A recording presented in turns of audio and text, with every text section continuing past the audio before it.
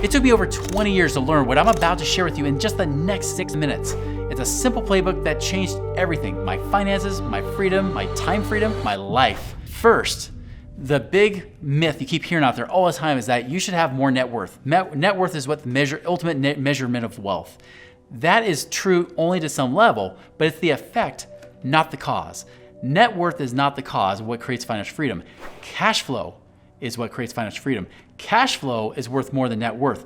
Net worth is worth less than cash flow, right? Because here's the thing. I've had so many people come to us and they're like, hey, Chris, I've got $2 million, $3 million in the stock market or in net worth. I'm like, great. How much passive income do you have? Zero. So what you're telling me is you've got to keep working forever until you finally have accumulated enough money and then multi-millions to where you finally might think you have enough to live on. We're like, yeah. I'm like, it's not about the net worth, it's about the cash flow. We had one guy that literally had a couple $1 million that said, listen, that $2 million, even if it makes 10%, makes you $200,000 a year. Not $60,000 a year like your financial advisor will tell you, $200,000 a year. You can start doing that right now, which is, by the way, what's his goal? He's like, wait, are you saying I can be financially free in a year? Yes, but it's not about having that net worth. It's about turning that net worth into cash flow. But understand cash flow alone isn't enough if your money's just piling up and doing nothing. Because here's the real question. What are you actually doing with it? Just like we explained here, you got to do something with it. This leads to number 2, is stop saving like a squirrel, right? So many people just save and save their money. Like they just pack it away like a squirrel waiting for that winter of retirement. And you just hope you have enough nuts and you hope that the winter doesn't go extra too long to where you run out of those nuts in retirement, right? That's really what people are doing. You slave and save away, but saving won't save you, especially if it's all hope that's tied to the stock market that you can't control. And so you've got to break free from that Wall Street roller coaster you've got, right? You got to break free from that. It's not about squirreling your money away and compounding interest. That's not it. It's again coming back to cash flow and income. And that leads into number 3, avoid Wall Street dependency. So many times people say you got to invest, you got to diversify. But what do they mean by diversify is they mean buy a mutual fund that's anything but diversified. Just because you're in multiple companies doesn't mean you're diversified. Diversification means you're in different asset classes. No, you're in the same freaking asset class. Did you know the S&P 500, over 30% of that S&P 500 is all factored in by 6 companies. 6 companies, 7 stocks, but 6 companies, because Google counts twice. That means that 30% of the S&P 500 is all based on mostly tech companies. What if tech tanks? Then you're screwed, right? You don't want to do that. So if not Wall Street, well, where can you actually build wealth? Well, here's the thing. Here's a twist that most people actually don't understand, is that debt, if you can use it right, it can actually be a secret weapon, which is what leads into number 4, is using debt the right way. Now, I'm not just talking about using debt because you're going to spend it and blow it. That's not what we're talking about here at all. Using debt to buy real assets, things like real estate. Debt is a great way to be able to do that. You know, here's the crazy thing is people will tell you, like even Dave Ramsey, he'll say, you know, you got to pay off your house first. And then when you pay off your house, then you got to save up cash to buy an investment property in cash. He's like, don't use mortgages. Here's the problem. What's happening during that time? You're trying to scrimp and save and slave away to get that cash.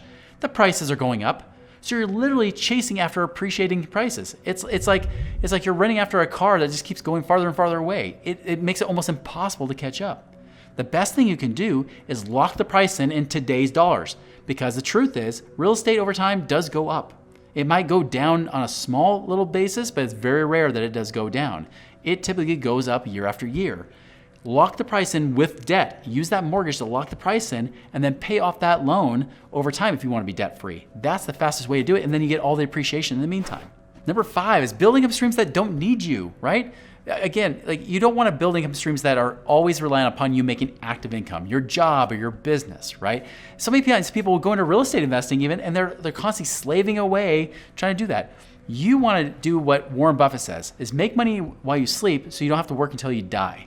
You want to make that money work for you. The best way to do this is have other people do the investments. Other people do that kind of thing. And so you invest with them and then they pay you the passive income in return versus you doing all the work.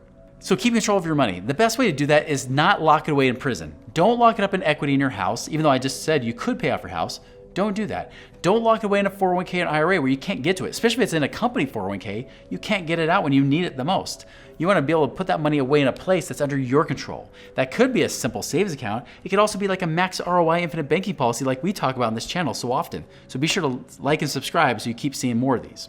So do have control of your money, have control of that cash, so then you decide where that money goes. And then last but not least is that wealth is a stewardship game. We're always taught to be penny pinching savers, right? We got to slave and save in order to finally have freedom. The sad reality is most people that slave and save never get free. They get to the point where they can finally have to just keep saving and work longer, or two, they have to just focus on living on a very tight budget and they need Social Security to bridge the gap. Stewards use money. They use money now to create wealth now. They use that to create passive income. So the question you have to ask yourself is, what's the best use of this money that I have? What can I do to make it grow for me and come back? Not gamble it away, but grow it and use it, keep creating more and more cash flow. Now, if you want to know how to do this, watch this next video right here that breaks down the strategies that most people never learn, but absolutely should be learning to do. Watch that today.